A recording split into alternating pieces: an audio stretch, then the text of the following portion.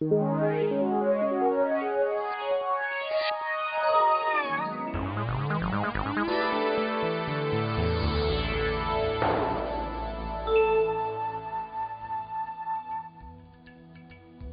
tema da aula passada foi as grandes civilizações clássicas. O professor Rogério nos falou sobre Roma, seu surgimento e seu império. Impérios estes que surgiram durante muito tempo. Roma nos legou costumes, tradições, religião, tudo. A nossa língua, muito ou até 90% dos nossos costumes são romanos. Vimos como surgiu o cristianismo, a sua perseguição no Império Romano e como se apresenta nos dias de hoje. O cristianismo que surgiu com Jesus Cristo, que difundiu suas ideias pelo Império Romano, pelo mundo conhecido da época. E até hoje ela existe na figura do Papa João Paulo II e de muitas outras designações religiosas. E a sede dela hoje, da Igreja Católica Apostólica Romana, está no Vaticano, na cidade de Roma. Tenham uma boa aula!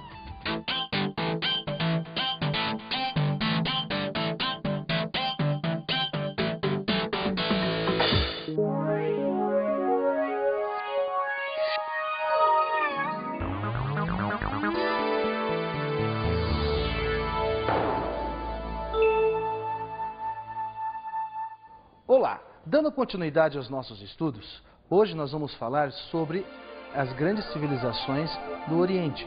Lembram-se que nós já vimos Mesopotâmia, Egito, Grécia e hoje vai ser sobre o Império Bizantino. O Império Bizantino localiza-se na Ásia Menor. Podemos observar, inclusive, que ele ocupa o espaço da Mesopotâmia, da Grécia e própria Roma. Esse Império Bizantino origina-se na divisão do Império Romano. Lembram-se do Império Romano? Que ele existia toda a Europa do Sul, a África, a Ásia, até aquele momento que o imperador decidiu dividi-lo em duas partes. Eis aqui uma delas, o Império Bizantino. Esse Império Bizantino, então, ele vai se constituir no Império Romano do Oriente. Nós temos dois Impérios Romanos, o Império Romano do Ocidente e o Império Romano do Oriente, com sede em Constantinopla. E ainda, esse Império Bizantino, ou essa civilização romana do Oriente, ela teve suas grandes importâncias, ou seja, ela contribuiu nas artes, na religião, ela teve N contribuições. Nós vamos observar isso durante as nossas aulas. Na sua política interna, o que é a política interna? Eram os costumes, o que eles fizeram de importante internamente no seu reino, no seu país, no seu estado. Justiniano, já vou falar quem foi Justiniano. Ele fez o quê? Ele pegou o Código Romano do Ocidente, trouxe alguns juristas do Império Romano do Oriente e mandou revisar esse Código de Leis. Qual a vantagem disso? Ele aprimorou o que já existia. Ele melhorou o que já existia. Então imagine, se o código era bom, ficou melhor ainda. Outra coisa que ele fez uma igreja, ou uma obra, que até hoje ela é memorável. Chama-se Catedral de Santa Sofia. A cúpula dela é de ouro e existem os minaretes aos lados, que é um emblema do islamismo. Quando Justiniano terminou, ele disse assim: Salomão, te venci. Fazendo referência a quem? A construção do Templo de Salomão. Ainda, como política interna, ocorreu a revolta da Nike. Foi uma revolta que ocorreu dentro do hipódromo. Existiam duas alas, uma a favor e uma contra. A nobreza não gostava muito do rei, tinham grandes encrencas. Então eles começaram uma rebelião interna. Quando o rei viu a rebelião, ele assustou-se, pensou em fugir. Mas sua esposa disse para ele: não, fique, não fuja. E ele ficou. Sufocou a rebelião, matou apenas 30.000 pessoas. Resolveu o problema. Ficou ele ainda governando, tranquilo. Bizâncio era governado por imperadores, onde o poder é hereditário, quando o poder passa de pai para filho, ou ele é usurpado. De novo palavrão? Não, usurpado quer dizer o quê?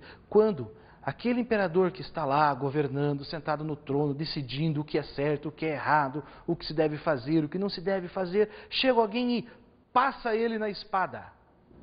Ah, passar na espada é degolar ou matá-lo. E assim então, essa outra pessoa assume o governo e passa o governo para o filho, para o neto, para o bisneto e assim subsequentemente. Então isso é o império, isso é o poder hereditário. E lá o governo era exercido desta forma. Ainda no Império Bizantino, a política externa deles foi regida por grande expansão. Eles dominaram uma parte da Mesopotâmia, o sul da Europa, uma parte da África, ou seja, grandes conquistas. Só que vejam, essas conquistas, ao mesmo tempo que eles expandiam, eles também sofriam pressões externas. Então, poderíamos dizer que esse império passou a grande parte da vida dele, da existência, em guerras. Essa expansão ou essa maneira de se governar demonstra o quê? Que era um governo militarista. Governo militarista, professor, mas que confusão é essa? Sim, era embasado no exército, embasado em guerras. Ou seja, eu não vivo em paz com os meus vizinhos, eu vivo sempre conquistando os meus vizinhos, eu vivo sempre brigando com os meus vizinhos e os mesmos brigando comigo. O maior imperador de Bizâncio, sem dúvida, foi Justiniano. Lembra-se do que eu falei há pouco dele? Justiniano, ele construiu grandes obras. Só para se ter uma ideia, Justiniano foi um daqueles que passou alguém na espada. Ele era analfabeto. A mulher dele era filha de um treinador de ursos, de animais. Eles eram humildes. Só que, depois que assumiram o poder, Justiniano fez a construção de Santa Sofia. Ele construiu grandes casas de jogos, vamos colocar assim, só que jogos não é como somos hoje, hein? Não é carteado, não é roleta, não é nada disso. Jogos na época eram os cavalos, eram corridas, como se fosse em Roma ou na Grécia. Ele ainda vai fazer esse código de leis que nós já comentamos. Ele vai desenvolver a própria cultura bizantina. Então ele foi o maior imperador do Império Romano do Oriente, ou de Bizâncio. Justiniano morreu, deixou alguns sucessores fracos, pessoas sem pulso, pessoas que não souberam dominar o império com mão firme como Justiniano dominava. Então tivemos uma decadência, aquela nobreza que brigava com o rei, que brigava com a igreja, que fazia fofoca, aquela briga toda, e esses imperadores que são sucessores de Justiniano, nada fazem. Ou são fracos, não têm pulso. Lembram-se? 30 mil. Porém, tem um indivíduo que aparece como imperador, ele é o Heráclio. Heráclio, sim, governou com pulso forte, organizou o império, expandiu o comércio, colocou as divisões internas em seus lugares, o exército forte e poderoso. Só que ninguém é eterno. Heráclio morreu e o império sucumbiu de novo, caiu na bagunça. Ninguém tinha pulso para governar, ninguém era forte o suficiente. Passado mais um período, apareceu um outro imperador, Leão III.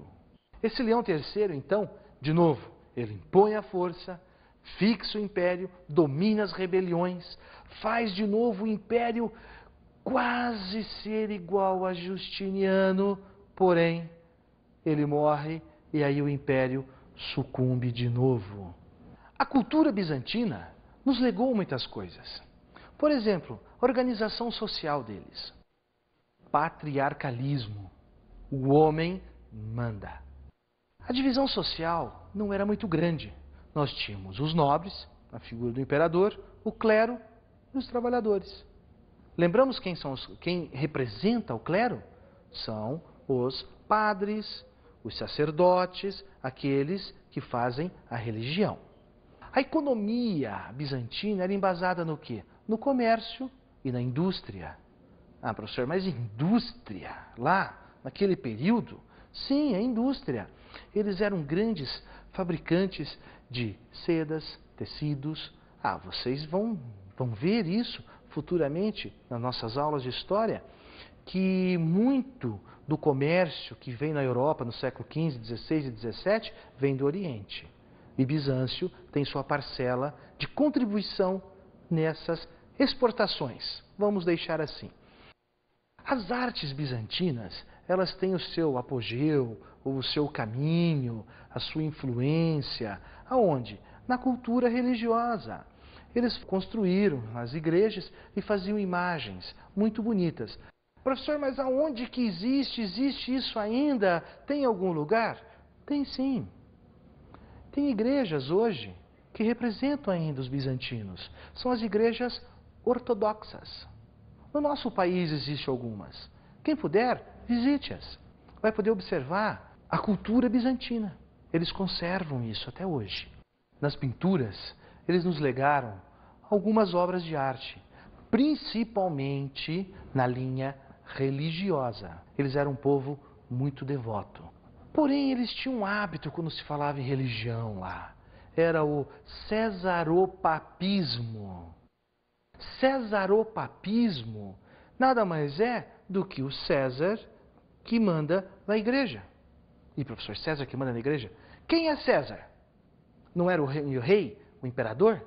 Então, César, o imperador, Papa, o líder da Igreja Católica Apostólica Romana. Papa que manda lá.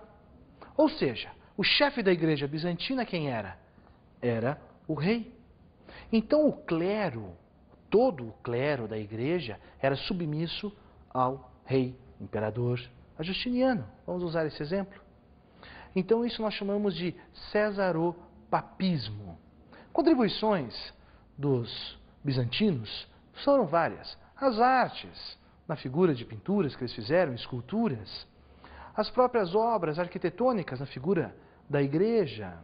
O próprio desenvolvimento do comércio, que eles criaram, o comércio marítimo, um grande desenvolvimento na região. Ainda, eles nos legaram, contribuíram com o Código de Leis, que eles revisaram e nos deixaram. Eles nos deixaram também o alfabeto cirílico.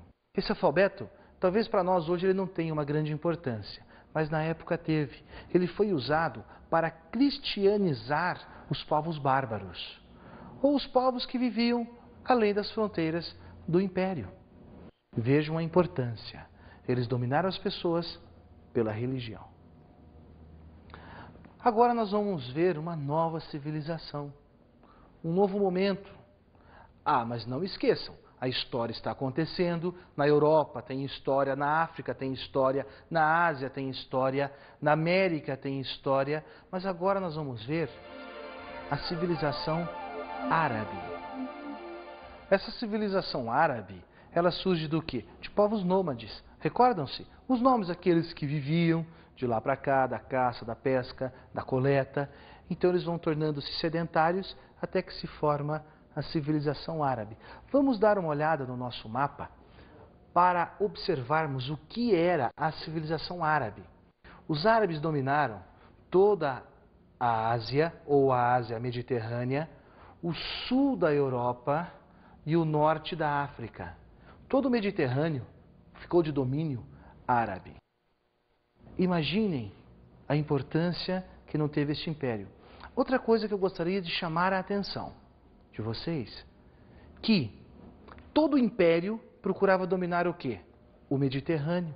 Observaram? Europa, África e Ásia. Por que o Mediterrâneo? O Mediterrâneo, naquele momento, ele era o centro comercial do mundo. Ô, professor, mas centro comercial, o que é isso? Tinha um shopping lá? Não, nada de shopping.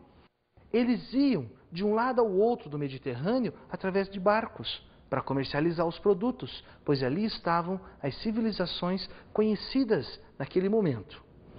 Porém, quando eu penso em mundo árabe, eu tenho que pensar numa pessoa, Maomé.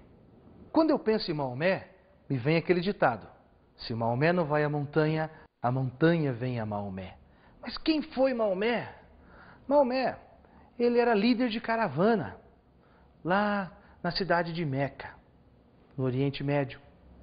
Então, diz Maomé, diz a lenda, que ele teve uma visão de um anjo, do anjo Gabriel, que disse para ele fundaram uma nova religião e repassaram algumas doutrinas. Os comerciantes estabelecidos em Meca, que cultuavam diversos deuses, uma religião politeísta que existia naquele momento, temeram Maomé, porque Maomé começou a pregar o quê? Uma religião monoteísta. Então essa nova religião monoteísta podia fazer o quê? Expulsar as pessoas que iam comercializar. Esses comerciantes, sacerdotes de Meca, com medo, expulsaram Maomé. Maomé fugiu, foi se abrigar numa cidade chamada Medina, onde as suas ideias fluíram, foram aceitas. Lá ele formou um pequeno exército. Esse exército, porém, bem equipado, treinado, foi a Meca e dominou, restaurou e inseriu a nova religião chamada islamismo. A religião islâmica estava baseada no quê?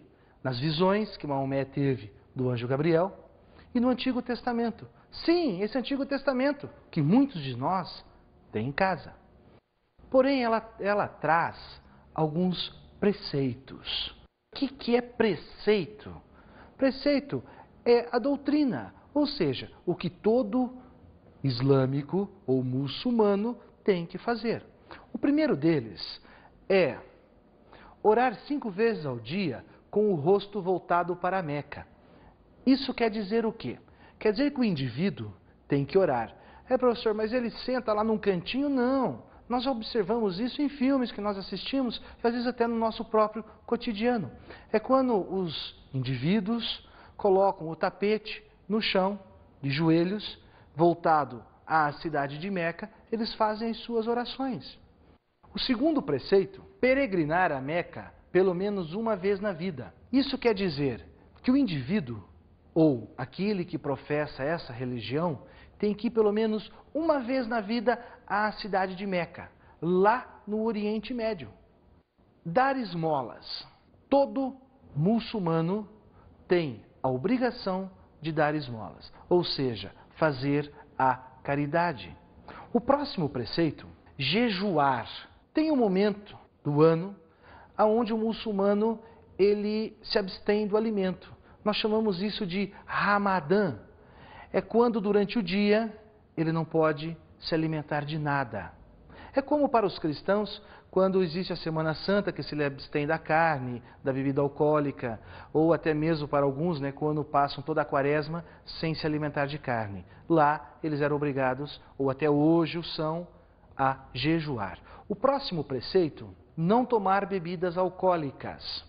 Esse não tomar bebidas alcoólicas, existe inclusive religiões, hoje, atualíssimas, que não são islâmicas, que também professam isso, onde o indivíduo tem que se abster de bebidas alcoólicas. Não comer carne de porco. Esse preceito eles trazem da onde? Eles trazem do Antigo Testamento, que lá inclusive está escrito, que o indivíduo não deve comer carne de porco, etc, etc.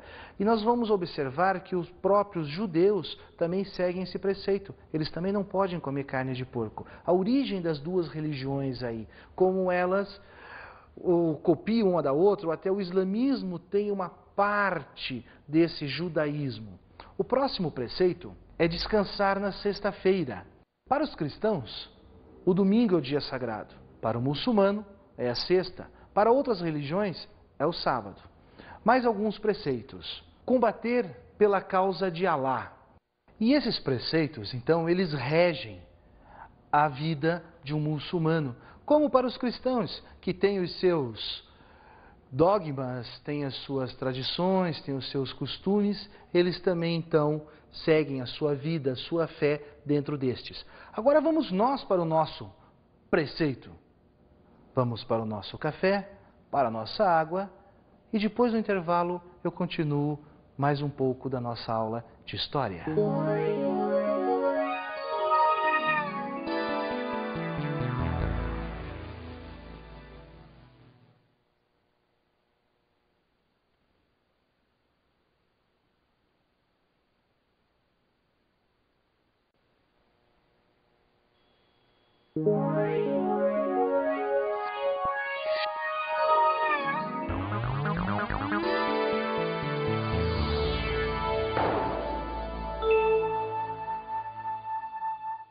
Bom, já tomamos o nosso café, bebemos nossa água, descansamos um pouquinho. Agora nós vamos falar sobre o Império Árabe. O que é o Império Árabe? O Império é onde algumas pessoas governam, ou uma pessoa governa, diversas regiões. Essas regiões, elas são dominadas, são através de guerra, através de anexação. Isso nós vamos chamar de expansão muçulmana. Essa expansão vai se dar de uma forma tão violenta, em alguns casos, porque esses árabes, eles acreditavam que, lembram-se, defender o nome de Alá. Então eles iam levar para esses outros povos a sua religião. Através disso, então o que acontece? Eles vão conquistando povos, e povos, e povos, e povos, e nessas conquistas eles começam a adquirir o conhecimento desses povos. Eles dominam a Mesopotâmia, a Europa, a África, grande parte da Ásia, e quando eles lá se estabelecem, convertem esses povos à sua religião. Olhem que coisa! Adquirem a cultura do povo e passam a sua religião. Quem governava nesse período, quem que era o responsável por tudo isso? Eram os chamados califas. É como se fosse um rei. Curiosidade dos califas, eles podiam ter quantas esposas quisessem. Chamamos de harém. Já pensou? Um de nós guarda de harém 300, 400 mulheres dentro desse harém? Ser guarda disso? Você pensou que coisa boa, né? Não era. A primeira coisa que o sultão fazia era castrar o eunuco para cuidar do harém dele. Esses árabes ainda, eles nos legaram algumas contribuições. No campo da matemática, a álgebra. No campo das técnicas agrícolas, eles também, por estar num local semiárido, eles também usavam esse processo da irrigação. Lembram-se? Egito, Mesopotâmia, mundo árabe, a irrigação através dos canais. Talvez, para nós ocidentais, as contribuições que mudaram a nossa história tenha sido o uso do papel. Imaginou você aí, sem o papel? Pensem, o que você faria? Imagine você aí, sem uma bússola. Ah, professor, eu não uso bússola. Eu também não. Muitas vezes eu não utilizo. Mas como é que um barco iria se movimentar sem a bússola? Um avião sem a bússola? Hoje ele tem o GPS. Mas e antes? Como é que ele se orientaria? Pelas estrelas? Será que seria tão possível como o é hoje? Outra coisa que mudou a história do homem, a pólvora. Fizeram armas com ela. Essa pólvora, mais tarde, vai conquistar a América através de mortes. Para ilustrar essa cultura muçulmana, a maneira deles pensarem, a maneira deles agirem, nós vamos ver o trecho de um filme chamado 1001 Noites. Faisal had designed Morgiana's wedding dress. He was one of the best tailors in the East. But both he and his wife always looked as if they'd been stuffed by a good taxidermist. I do drink. I do have a terrible head. Your Majesty. Who am I? The commander of the faithful. Monarch of the world. No, I'm not. I'm Amin, the beggar.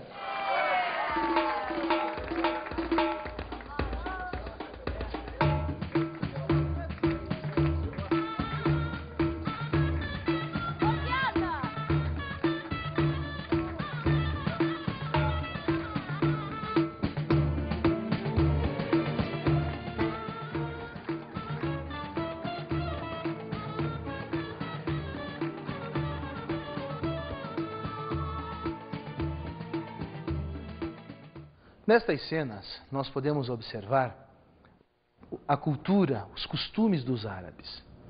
Mas agora nós vamos falar um pouco sobre as migrações bárbaras. Primeiro, vamos definir o que é bárbaro. Designação dada pelos romanos a todo o povo que vivia fora das fronteiras. não falavam o grego, então não tinham os costumes gregos, eles eram bárbaros. Depois, eles não eram romanos, não tinham a vida romana, eles eram bárbaros. Mas quem eram os bárbaros? Os bárbaros, um grupo, os germanos, habitavam no norte da Europa, eram agricultores, viviam da criação, alguns até faziam a guerra, faziam sim, mas não eram todos violentos. A concepção às vezes nos vem dessas palavras, violentos, não o são. Era uma questão de hábito. Esses germanos que habitavam o norte da Europa, eles adentraram o Império Romano, recordam-se? Lá na decadência do Império Romano, eles se estabelecem, vão fazendo os seus campos, vão criando as suas ovelhas, os seus bois, que eles vão se estabelecendo. Eles eram bárbaros. Esses bárbaros, eles tinham como organização da família o patriarcalismo. Patriarcalismo nada mais é do que o patriarca quem manda. E, professor, patriarca? Sim, patrio, poder, o poder do pai. É onde o homem mais velho comanda. O casamento para os bárbaros era monogâmico. Cada homem casava apenas com uma mulher. Que diferença, hein, gente? Os árabes, quantas quisessem. Nos bárbaros, apenas uma mulher. Esses bárbaros ainda tinham alguns costumes que vão legar para as próximas civilizações, as próximas fases históricas. Um deles era o conselho. Pô, professor, conselho? A gente chegava lá, ficava falando no ouvido de um, no ouvido do outro. Não, nada disso. Eles se reuniam, esses chefes dessas tribos, desses clãs, então eles elegiam um conselho, ou seja, o chefe. Um chefe. E esse chefe participava então de um conselho de chefes para decidir o rumo desta ou daquela sociedade. Porém, quando alguém ameaçava, então eles se reuniam e elegiam um rei. Claro que esse rei era o guerreiro mais forte, o guerreiro mais valente e o guerreiro mais poderoso, seja através da sua força ou seja através da sua tribo. Vejam bem, o rei não era hereditário, ele era conclamado rei pelos demais chefes. A religião dos bárbaros era politeísta. Recordam-se? Poli, diversos, tel, deuses. Eles acreditavam em muitos deuses. Tem alguns deles que até nos são comuns. A gente escuta às vezes falar neles. Por exemplo, as valquírias, Thor. Outro deus deles era Odin, pois tinham deuses para a chuva, para o mar, para o vento, para a guerra. Muitos deuses. O panteão também enorme de deuses. E esses germanos acabam fundando diversos reinos. É, professor, diversos reinos? Sim, lembram-se? Uns eram guerreiros, uns eram agricultores, outros eram dados à criação de ovelha, criação de gado. Então eles acabaram formando alguns reinos na Europa. Porém, em um momento, vem um outro povo, também chamado bárbaro. Eles são os hunos, só que esse não é originário da Europa, ele vem da Rússia. O maior de todos eles foi Átila, chamado flagelo de Deus. Imaginem como esse indivíduo deveria ser bonzinho. Vejam, um guerreiro huno, ele dificilmente descia do seu cavalo. Mas, professor, como é que ele vai se alimentar? Como é que ele vai... Ele dormia no cavalo, em cima do cavalo. Quando ele estava com fome, ele passava a mão na caça, um coelho, um veado, uma pequena caça, cortava aquela caça, limpava a parte interna, tirava a pele e colocava então essa carne crua entre o dorso do cavalo e sua perna. Aquela carne esquentava ali e ali ele comia. Quando o menino nascia, eles pegavam uma lâmina de espada ou de faca quente e queimavam o rosto para que não nascesse barba. Isso era uma característica do povo huno. Como consequências dessas invasões ou dessa expansão do Império Huno, nós vamos ter uma fragmentação do Império Romano do Ocidente. O professor, ele já não existia? Não, ele não existia como império mais, mas ele ainda tinha alguns resquícios desse império, alguns costumes, alguns hábitos, algumas cidades. Só que como esses hunos eram muito violentos, eles acabam empurrando os germanos para dentro do Império Romano, onde então desaparece o Império Romano. Realmente deixa de existir o Império Romano. Vejam como esse Império Romano acabou influenciando ainda muitas outras coisas, civilizações. E essas invasões bárbaras também estão ligadas muito a essa fragmentação. O que acontece? Eles acabam fundando reinos cristãos. Por quê? Alguns estavam convertidos ao cristianismo, outros converteram-se ao cristianismo. E eles passam então a formar reinos onde a igreja tem uma grande influência. Vejam aí a importância dessa instituição romana chamada Igreja Católica, cristianismo. Ela passa a influenciar esses reinos bárbaros, esses reis bárbaros, nessa fragmentação total desta Europa. Outra coisa que acontece é o abandono da língua. Em Roma se falava o latim, mas os bárbaros não falavam o latim. Eles falavam outras línguas, as línguas deles mesmos. Os ângulos, os saxões, os visigodos, os ostrogodos, cada um tinha sua língua. Então o latim é um pouco abandonado. Ele não desapareceu, porque se ele desaparecesse, nós não estaríamos nos entendendo agora, porque a nossa língua é latina. Outra coisa que esses bárbaros, esses germanos impõem na Europa, a visão de liberdade. Por que liberdade? Porque antigamente, ou em Roma, lembram-se que tinha aquela ideia social fixa, plebeu e patrício. Os bárbaros não. Eu sou um guerreiro, eu vou fazer a guerra. Eu divido o espólio da guerra com o meu chefe. Eu tenho parte na gleba, na terra que eu conquistei. Existe uma relação de igualdade e isso pode ser chamado de liberdade. Os costumes dos germanos eram muito simples. Comiam, bebiam, faziam as suas festas, cultuavam as suas religiões, depois do cristianismo, mas de uma maneira muito simples. Aquela pompa, aquela ideia de cerimonial, de templos enormes, desaparece. Fica meio que esquecido esse momento. Os bárbaros não tinham esses costumes. E outra coisa que esses bárbaros vão acabar nos trazendo. É um outro momento histórico, praticamente. Eles vão dar origem ao feudalismo. Feudo significa pequeno pedaço de terra. Mas essa história eu vou contar na nossa próxima aula.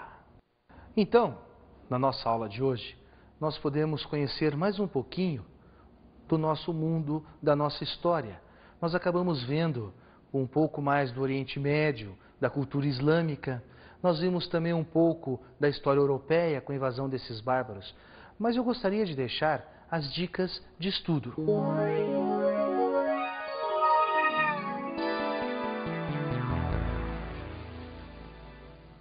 Já observaram? Sou videomaníaco. 2 filmes.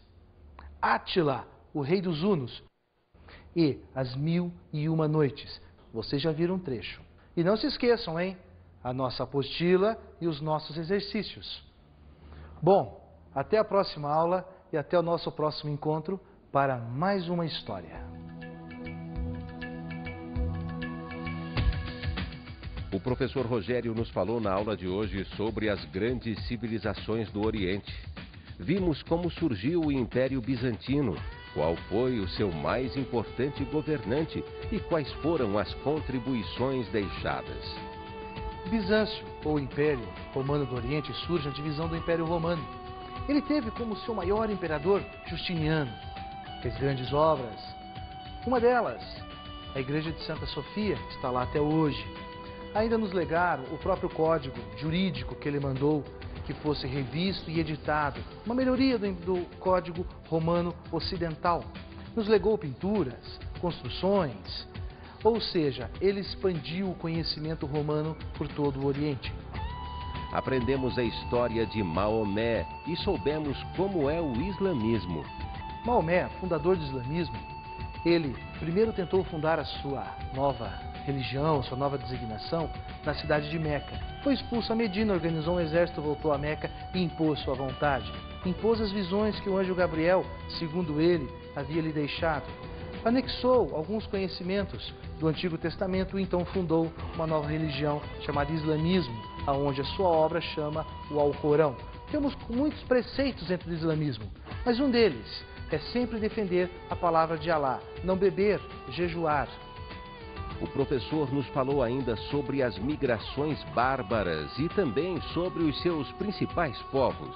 Esses povos que habitavam a Europa, esses bárbaros que não tinham os costumes romanos, foram obrigados a se movimentar dentro da Europa por um outro povo, os hunos, povo violentíssimo, povo que na expansão de seu império acabou obrigando outros bárbaros que a Europa habitavam a ingressar, a expandir, a fugir, e isso acabou fragmentando ainda mais o Império Romano do Ocidente, dando origem ao feudalismo.